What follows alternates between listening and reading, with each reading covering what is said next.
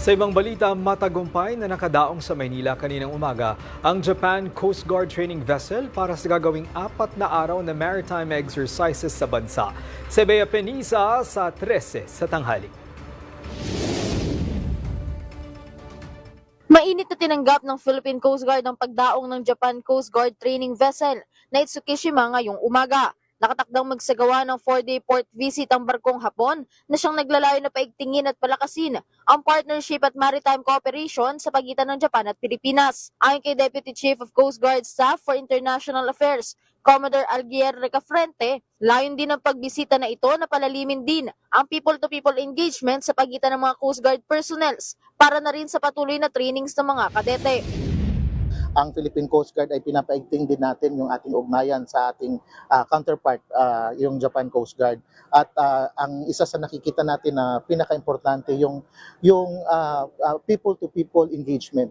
Dahil alam naman natin na yung ating mga kadete ngayon, sa darating na panahon sila din yung mamumuno na sa ating organisasyon at ganun din sa side ng Japan Coast Guard na magkakakilala na sila.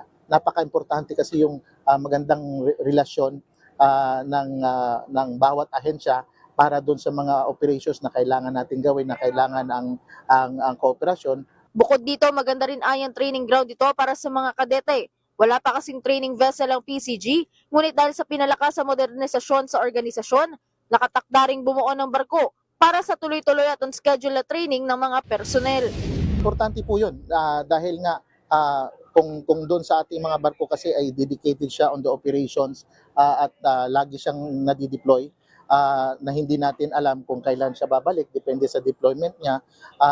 Para hindi po ma-hamper yung training programs ng ating mga cadets, ay kung merong ganitong training vessel tayo, ay tuloy-tuloy po ang kanilang training at on schedule po ang kanilang training at yung kanilang kinakailangan na matutunan on board, especially on the navigation side. Samantala, ang training vessel ay binubuo ng 123 personnel na meron ding 9 na ship's rider, kabilang na ang 2 Pilipino. Bea Peniza ng IBC News para sa 13 sa tanghali ng Congress TV.